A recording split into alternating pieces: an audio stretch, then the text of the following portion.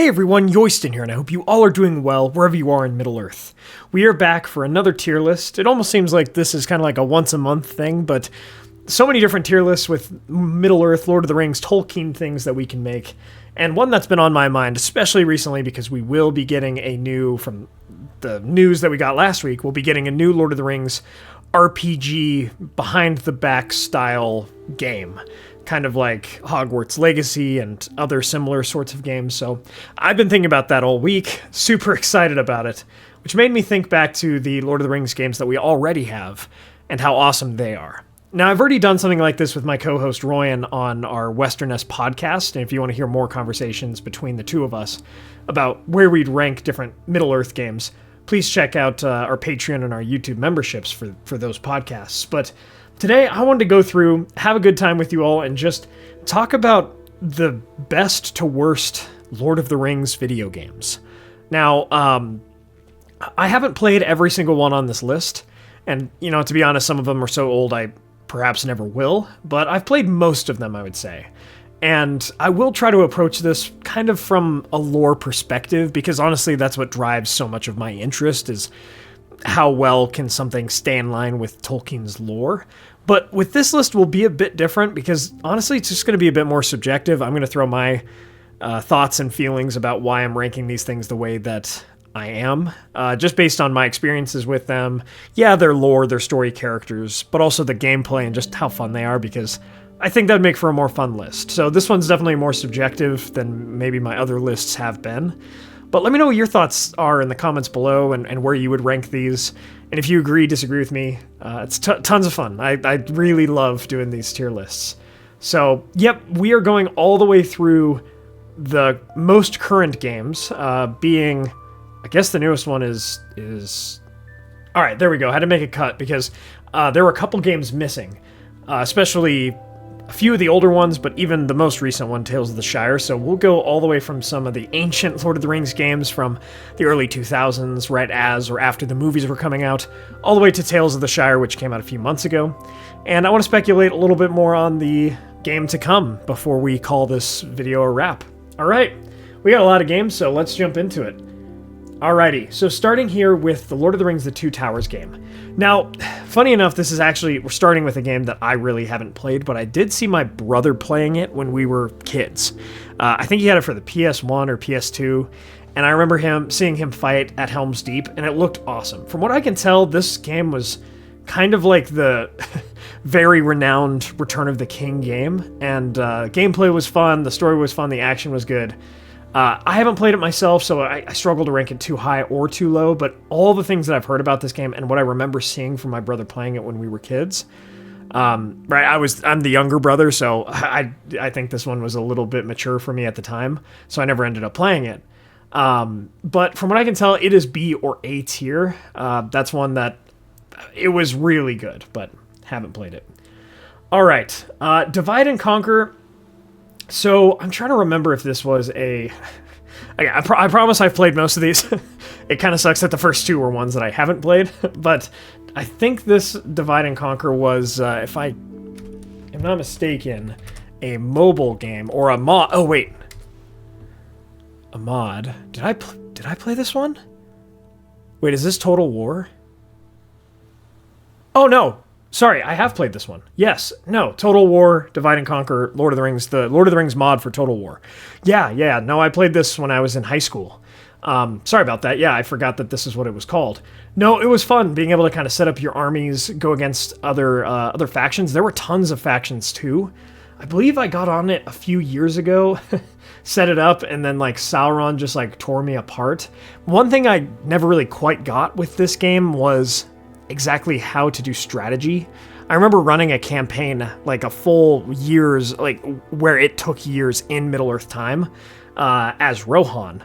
And eventually, like, I kept capturing Isengard, losing Isengard, capturing Isengard, if I'm thinking about the right Total War mod. But I'm pretty sure this is it, where you try to, like, take over Middle-earth and make alliances to do so and all of that kind of stuff. But so much time had passed that I think the game just made me, like, it was pretty much just like, you lose, you took way too long. It's like year 3,500 of the Third Age, and so it's not really relevant anymore. No, I feel like a lot of people have fun with this game. For me, there are other strategic games on this list that were better and more fun, a little bit more fulfilling with that strategy mindset on this list.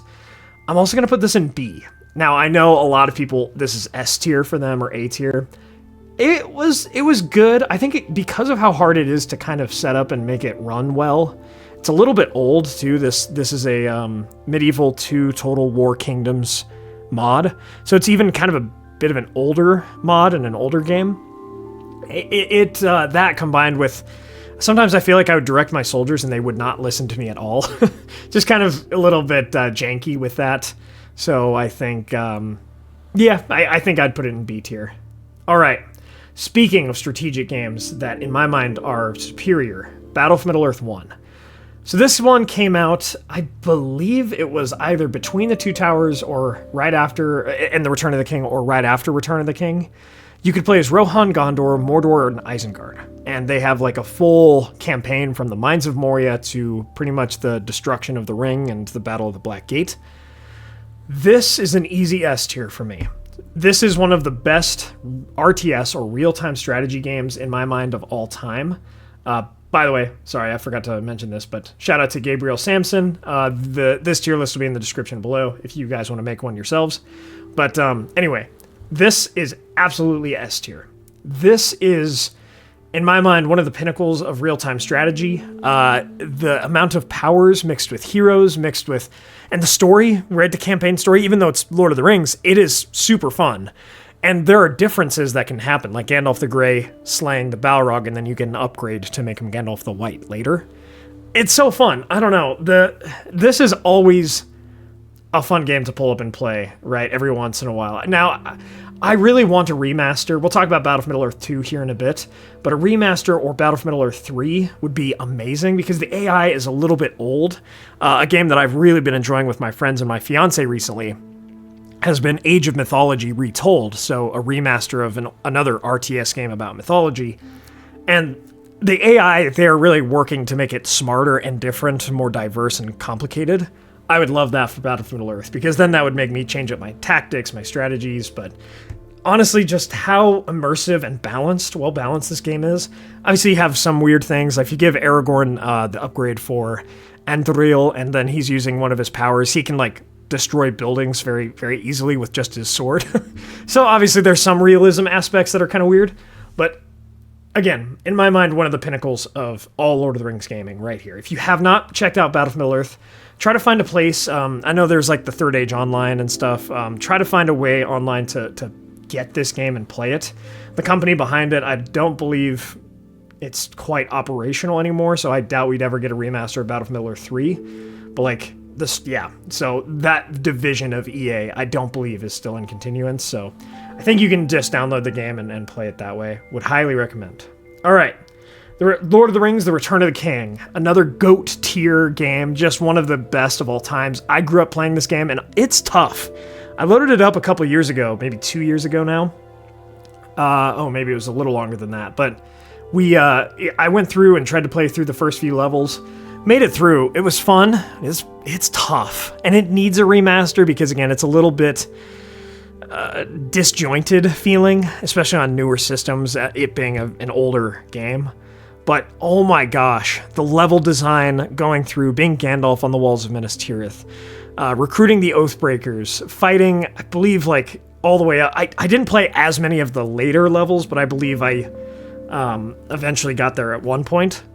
But a lot of my core memories are with some of the earlier levels on. But playing as the Hobbits, playing as Aragorn and Legolas, Gimli, Faramir. I remember Faramir is so goated in this game. He's so good. I think, for me personally, this falls into A, because if the controls were a little bit better, I think it would be S tier. If it played a little bit smoother, I think it would be. But the level design, it told the story, but in its own kind of way. I really, really enjoy it. All right, Battle of Middle-earth 2. Oh, this is tough. Because in my mind, while it adds a lot to Battle of Middle-earth, you can play as dwarves and elves, obviously, goblins, the expansion, Rise of the Witch King. Okay, we'll talk about that later, but that added more, and then there are a bunch of mods for this. But in my mind, Battle of Middle-earth 2 is a little less strategic. It's a little less balanced. Not quite to the tier. My dad and I, and my brother as well, we've played a lot of all the Battle for Middle-earth games, and we always kind of struggled with the balancing of things when it came to Battle for Middle-earth 2 versus 1. In 1, you kind of knew what to expect. In 2, I just don't feel like it was as well balanced. Sometimes heroes were way too strong and armies were way too weak. Also, the building style got changed up, so some of the strategy was different. But it's close. Like, it's top of A or bottom of S. But I think I'm going to really make that S tier in this video something to to be praised. So I think I'm going to put it in an A tier, rather. Very, very good game. But just the balancing's a little different. The story is not quite as memorable as the first one. Yeah, the create a hero I do like, but again, a little less balanced. All right, let's keep going. So, Guardians of Middle-earth. Now, despite how awesome all of its artwork is, and I remember the trailer being super cool, again, I didn't play this one, and I think this one was, I'm sorry, there are more than I always feel like there were in my mind that I didn't play, but this was one that I feel like its heyday came and went rather fast, but I remember when it came out. So it was an online game, Monolith Productions, and I don't even remember what it played on. Because this is a game, to be honest, that I would play now. But, like, if I could. But I don't even know if you can play it now. So it was PlayStation 3, Xbox 360, and PC at the time.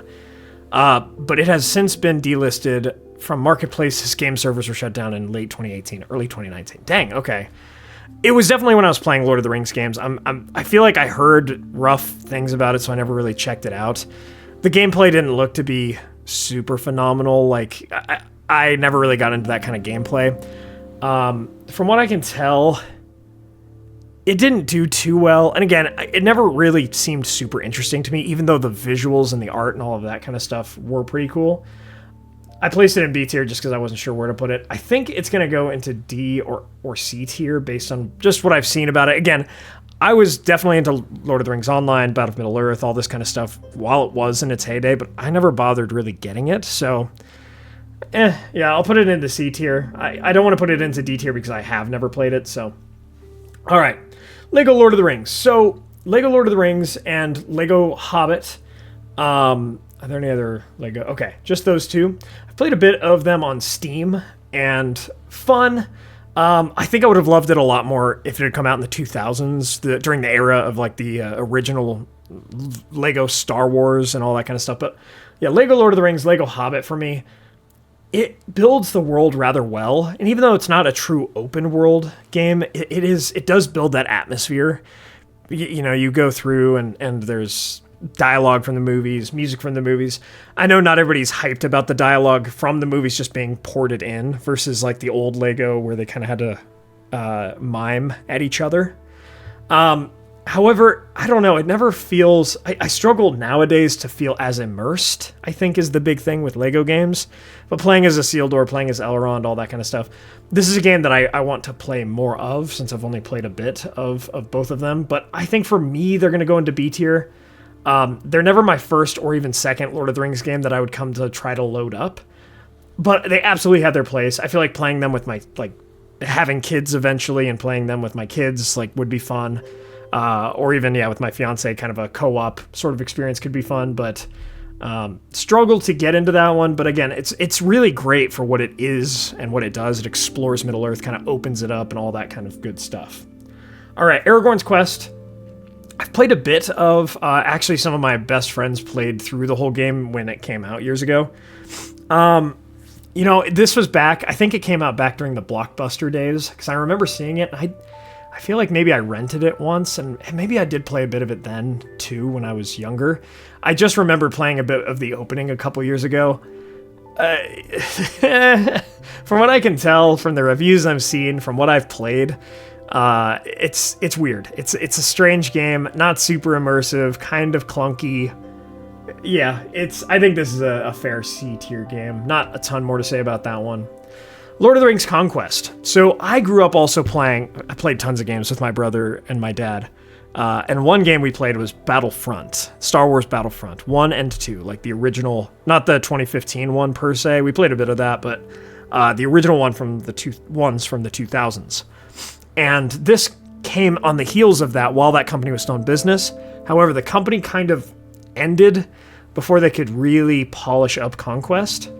So Conquest is a game where you can play on, it's pretty much go to a map, play as an archer, a mage, a swordsman, or a rogue, that's what it is. And you can go through and you're trying to stack up kills or play kind of capture the flag with the One Ring.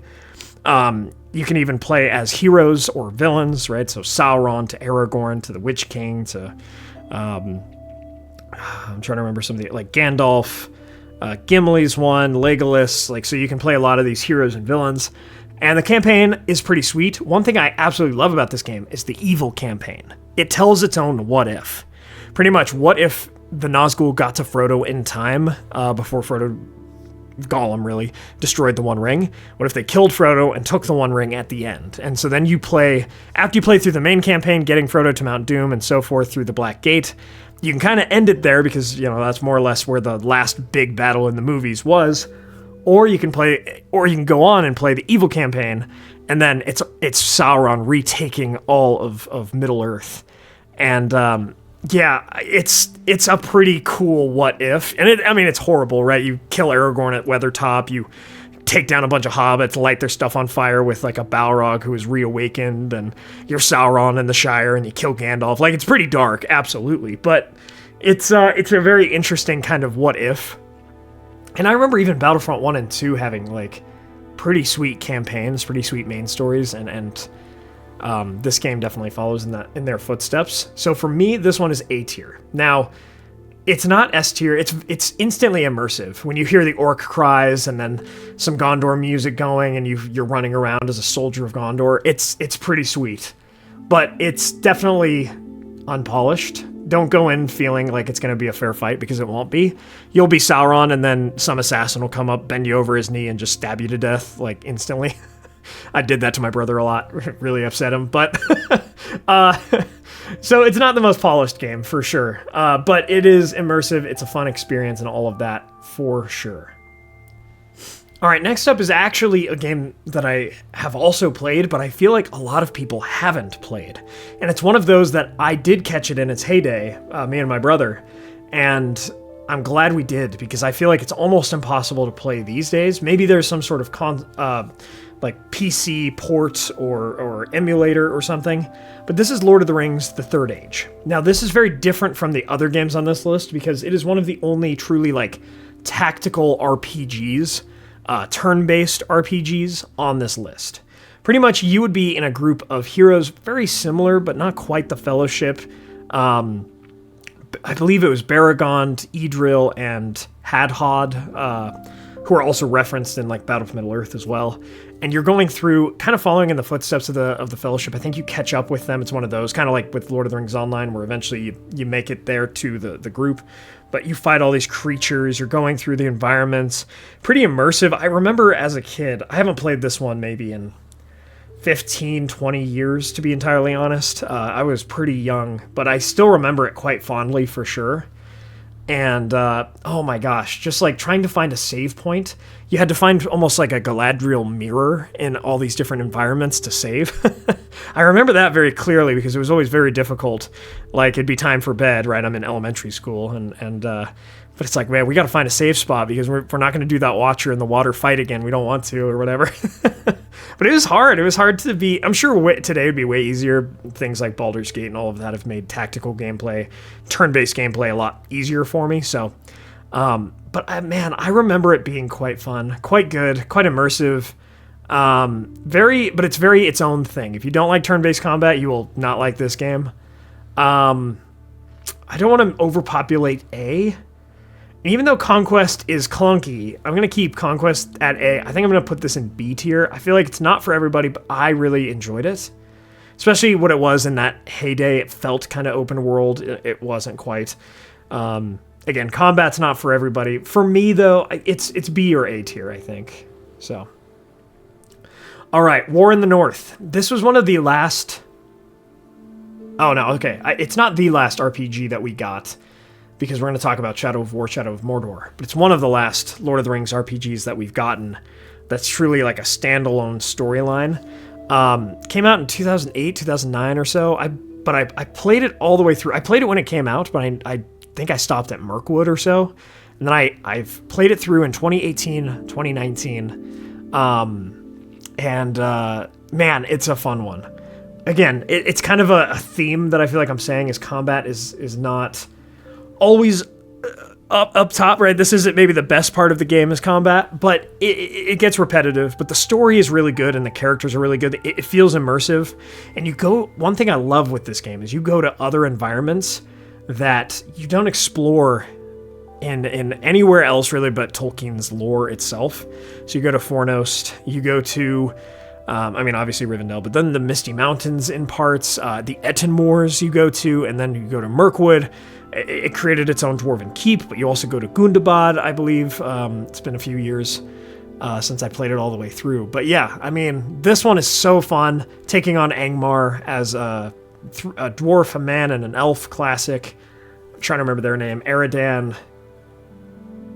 Eridan's the only one I can remember, but remind me in the comments below. These three are... Oh, Farin is the dwarf, and I'm trying to remember. It might be Idril is the elf.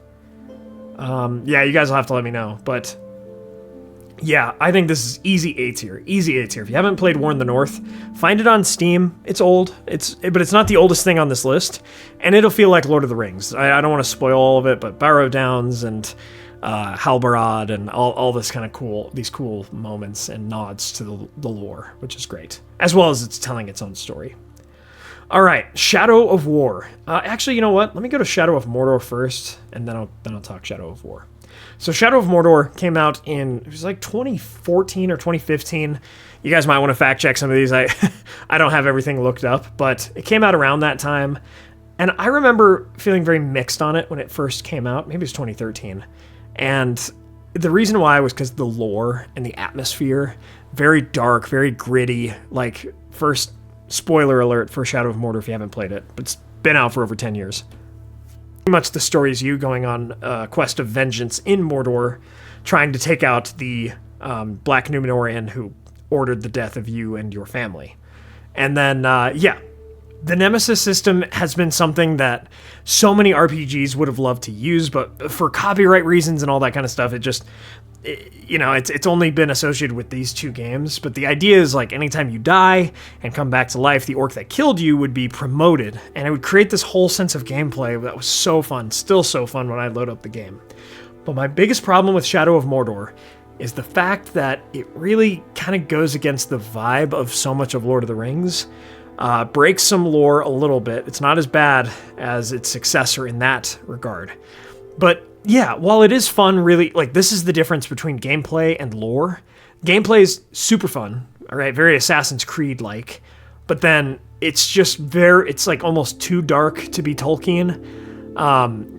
Sometimes it's hard to feel like the protagonists, like, you feel his pain, but you don't necessarily want to kill everything in sight like he does with the orcs. And I mean, you get it because it's Mordor and that they're all just evil. But I don't know. Sometimes it just doesn't feel like Tolkien to me. But I think for what it is an A tier. It's fun to play. You feel like a ranger going through, and when you get good at its systems, like parrying, blocking, fighting, yeah, you feel like Aragorn just going crazy. It's tons of fun. Maybe not the nicest to the lore. Now, Shadow of War is pretty much more of everything that Shadow of Mordor was. It's more in terms of combat, more in terms of story, more in terms of gameplay, the Nemesis system, and the lore breaks. This is where you get Shelob being this attractive brunette woman. You get as I call it, the two ring, where it's like, the one ring was made, but then they make another one ring, so it's the two ring. And it's weird, like, you're trying to kill Sauron with Celebrimbor, but then, I don't know, and some weird lore things happen. And again, the Shelob being humanoid, but then not, and it's really strange in so many of the moments, and so many things that definitely break Tolkien's lore. For me, while the gameplay improves, the lore breaking like makes it worse. So it's pretty much going to share A tier right there with Shadow of Mordor. I think both of them are on the same level. For gameplay reasons, like, yeah, I think the Shadow of War is a little cleaner and all that kind of stuff. The designs, the costumes, the artwork, the imagery is pretty sweet. You go to other areas, Minas Morgul and all that good stuff. But again, it suffers more of the same problems. Even though it's better than Shadow of Mordor in some ways, it's worse than Shadow of Mordor in other ways. So there we go. All right, going back to Battle for Middle-earth, because this is just how the systems kind of, all these games are laid out. We've got Rise of the Witch King. And Rise of the Witch King is an expansion for Battle for Middle-earth 2, where you get the Angmar War story, and that's where I learned about so much of Arnor versus Angmar originally. And, okay, so it also suffers from even more unbalancing, I think. Like, it's even less balanced than Battle of Middle-earth 2, but the Angmar faction and all that kind of stuff added in too. And also, I mean, while it's not a part of the game itself per se, the mods that you can add on Rise of the Witch King, being kind of the newest version of the Battle of Middle-earth game, is really great. Some of the places and all of that are amazing. I will put it in S tier for its story. The fact that you get a version, obviously it's not a one-for-one retelling of the lore, but none of these really are, but you get the Angmar War story from the perspective of the Witch King for a good majority of it. You get to kind of see what happens with Arnor, but then you get to ride in and fight against Angmar as the Elves and the Gondorians. It's really great. The story alone, I think, puts it back up to S tier. So, Age of the Ring is a mod that has pretty much become its own standalone game for Battle for Middle-earth 2, Rise of the Witch King. It is also going in S tier. It is also going in S tier. I've talked to some of the developers, but also played a lot of it just myself a couple months ago, and I gave it a shout out on Twitter and all of that kind of stuff. The gameplay is awesome. Each faction is much more individualized. You have more factions, some places in the east and south. There's so much gameplay, so many maps. Again, I think the biggest things that hold back Battle for Middle-earth at large is kind of some of the balancings, and really it's the AI. I wish that the AI was a little bit smarter to where it used more of the powers that it had and so forth. And in my mind, Battle for Middle-earth 1 is still kind of reigns supreme, because I like that the powers sometimes go all out. Like, you can summon the Oathbreakers, you can summon the Balrog. In Age of the Ring, you can do small versions of that, but it's a lot more grounded, which makes it feel more realistic to Middle-earth, but also, like, I don't know, some parts of Lord of the Rings is just the Balrog and the Oathbreakers and some of the cool stuff that happens. Like, what if the Balrog was summoned to attack Minas Tirith during the Battle of the Pelennor Fields? Like, that, you know, that kind of stuff can happen there. With Age of the Ring, though, it's much more grounded, a lot of options, and then the first mission, oh my gosh, I was instantly immersed. You are playing as Elrond, and I believe, like, you get a Isildur in there, but I can't remember if Anarion, I think he comes in, Elendil, Gil-galad, it's all of them at the Battle of, I guess, the War of the Last Alliance, but the end of it, and the fall of Sauron, and you going through that mission, oh my gosh, with the music, it feels just so immersive, so absolutely S tier. Again, all of these so far in S tier are real-time strategy games. I know not for everyone, but still. All right, we're almost getting to the end here, but we've got a few more to do. So the Hobbit game. The Hobbit game was early 2000s. I remember it being one of the first Lord of the Rings or Hobbit game that I ever played, and it was kind of the first time I got immersed in the story of the Hobbit, where you play as Bilbo, and it's clearly kind of a game meant more for kids, but it does such a great job of telling the story of the Hobbit. You're going through the Shire and picking things up for the adventure, and then you're going through and hiding from the trolls. Still one of the hardest stealth missions I've ever done is trying to not step on any leaves and talk to the pocketbook. Going through Goblin Town with Sting and learning a bit about the lore of the Trollshaws before that, and then going into Mirkwood after. It's one of the best tellings of the Hobbit's story in any medium other than the book. It's closer to the book than the movie, I believe, from what I remember. And yeah, it's good. The gameplay kind of can get monotonous, and it's definitely an old game, and it's maybe not for everyone because it feels much more made for kids. But yeah, I think that's a solid B tier game. It's tons of fun. Okay, let's get into another one that I haven't played. Lord of the Rings Tactics. I literally know close to nothing about this game. I've looked it up a few times. From what I can tell, the gameplay doesn't look all that interesting. It's pretty old, too. Look into it if you'd like. You would think for a tactical game and so forth that it would seem a little bit more interesting to me, but I guess it seems a little bit, looking at it up again, it seems a little bit more like the Third Age than I would have thought. I don't know. Again, since I haven't played it myself, it came out in 2005. I guess Google does review it well, but I've also seen it be low on a lot of other people's lists. I'll put it into C tier. I'll put it into C. I can't really judge it, but it seems like a game that's, again, too old to get into. It's one common theme, if anyone's listening, at this point still. A lot of these games are old. We need new, good Lord of the Rings games of all varieties. Real-time strategies, RPGs, tactical games, anything you can think of. We'll take them. We will absolutely take them, except Gollum. All right, that's a little mean. I liked parts of Gollum. It was a platformer. And to be honest, platformer, Lord of the Rings, they don't seem to me to fit super well, I don't know. They're okay. Gollum was all right. I think and I'll stand by this. I'll stand by it. Would I grade it differently now? Probably, but I gave it a 7 out of 10 at the time simply for its lore. I really liked, it was a lore review. The setting felt like Mirkwood and like Mordor. You felt like Gollum most of the time, and it felt like a Lord of the Rings story. It referenced and had artwork and all these kind of pointers to parts in the lore. So from a lore perspective, which is usually my biggest driver in if I enjoy something, do I enjoy the story of it and how it relates back to Middle-earth? It was good there. But would I ever play this game again? Heck no. So it's in the D tier. It is one of the worst Lord of the Rings games, for sure. I did not have a ton of fun playing it, and I played through the whole game for whatever reason. It was okay, but man, graphics errors and weird things and weird choices. Yeah, no, I don't think any more needs to be said about that. That's D tier. Lord of the Rings Online. For those that have been following the channel for a long time or listening to our podcasts with Royan on Patreon and YouTube memberships, Lord of the Rings Online is my favorite game of all time. Just throughout, it's been such an integral big part of my video gaming career, I guess, if you want to call it that, in my lifetime. I love this game.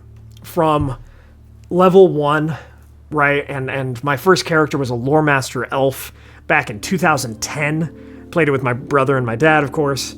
All the way up to now, where my favorite and main character is Yoyston, who's a captain, a man captain. That's where I first started with the name Yoyston, and then I carried it over to my YouTube channel when I started Men of the West. And I think this game is amazing. I think it's absolutely S tier for all the right reasons. In my mind, the community, right? It is an MMO RPG, so it's an online game, but the community is great. The atmosphere is wonderful. My biggest lament with this game at the moment is that I just know it too well to be super immersed by it, you know? If I didn't know this game very well, and going through especially the earlier content, the first 100 levels, it's eventually here in a couple months we'll get another expansion, which will put the level cap at 160, which is nuts. But especially that first 100 levels, as well as the Menace Morgul expansion after that, I just love so much of that content. It's where I learned so much. It's what inspired me to start my YouTube channel. It's just been such a big part of, honestly, who I am. Love this game so much. I have been a little bit let down by it recently, by its past few expansions in the past few years. Just less immersive. Feels more kind of generic, like it's just a rush to the end game. It feels like it's gotten away from a lot of, Tolkien's main story and main parts of the world. Right now, we're in the deep reaches of, close to Harad and Umbar, and it just feels like we're too far away from the main story and the main characters. Some of the main characters, like Gandalf, Glorfindel, they all came down to the south, but I've been disappointed by it recently. However, that still doesn't have much bearing on what the old game is. Sure, they've updated and patched a lot of it, so it is different than when I played it in 2010, when I started playing it in 2010. But it's, it's a wonderful game, and I think it's still very playable. Yeah, it's 2007, so get ready for some old graphics and outdated UI. I got my fiance into it this year, and it's been a struggle, I think, for her to like understand just how complicated all of the menus are and everything. I've been noticing that. For me, I've grown up with it, so it hasn't been too difficult, but for me, but seeing a new person get into the game, yeah, I could see that it's pretty complicated. But one of the most immersive games on this list, one of the closest to Tolkien's lore, very fun, roleplay, kind of roleplay heavy, depends on how you look at it from like, maybe not from your character's point of view, but from all the rest of the world. It's just the atmosphere of this game is incredible.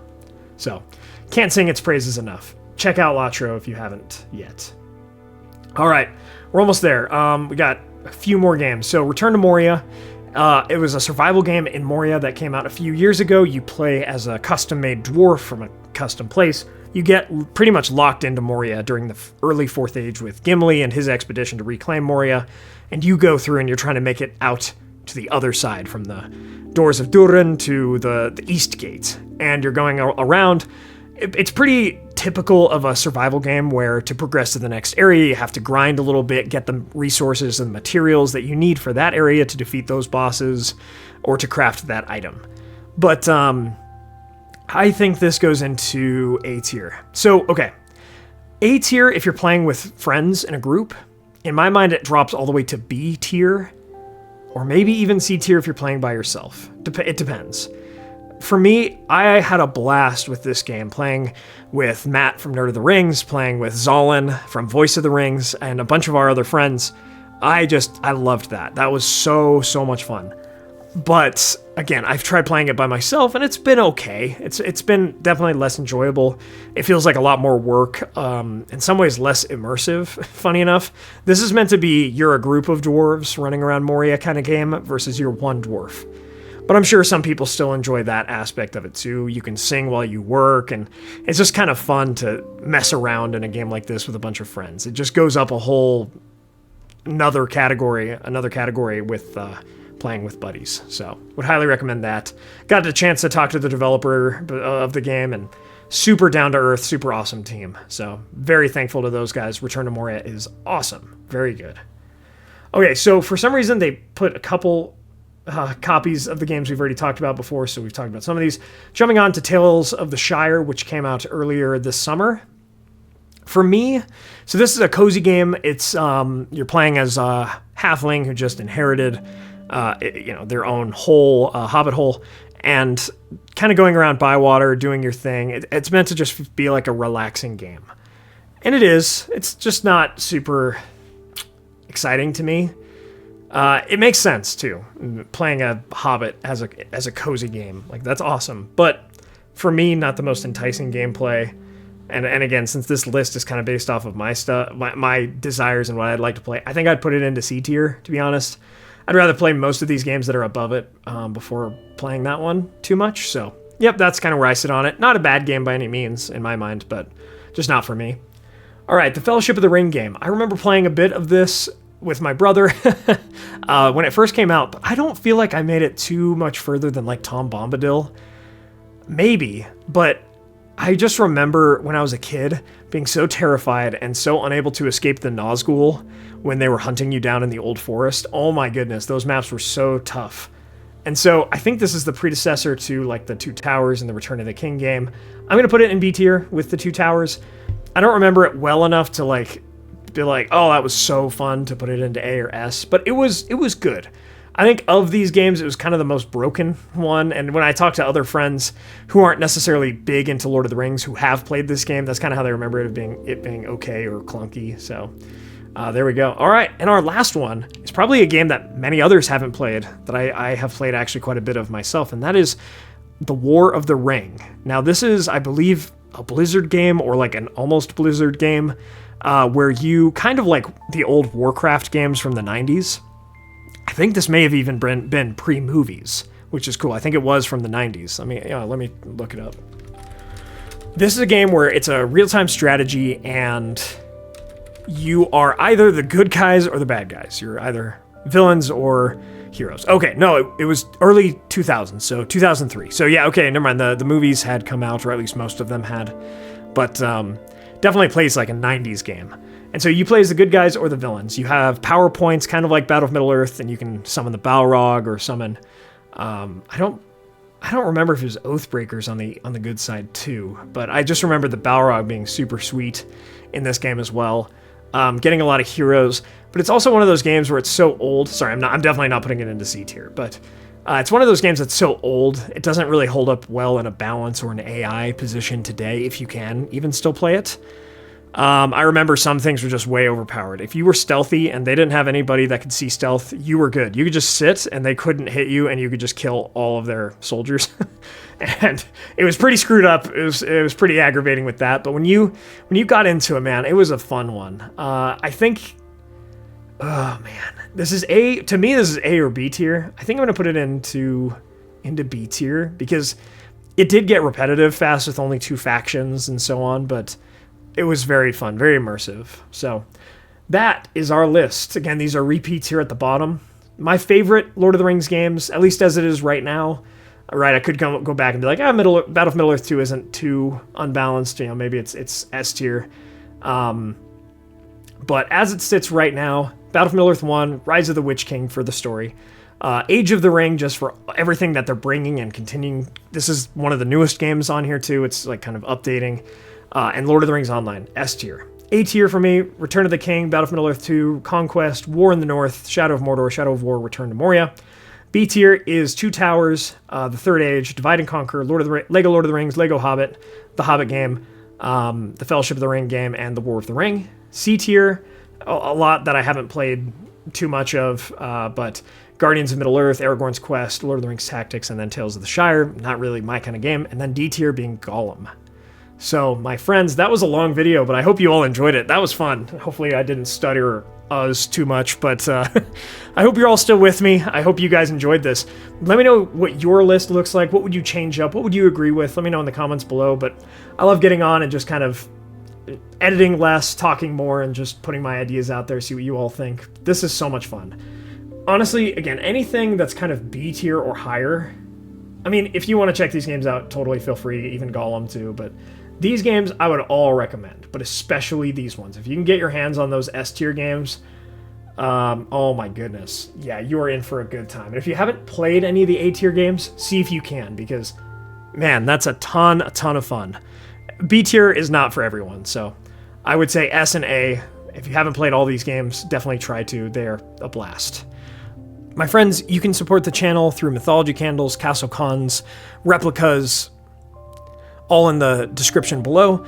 You can also sign up for our memberships and Patreon for access to our Discord server and our monthly podcast. Take a look at our second channel, Masters of Mythology, on myths and legends, and check out our merch as well. Thanks to our Valar tier patrons and YouTube members for keeping the channel going. Joby Weasel, Ed Patterson, ComicNut64, Zoomi, and Peter Sheppard. My friends, don't forget to subscribe to join the Men of the West today.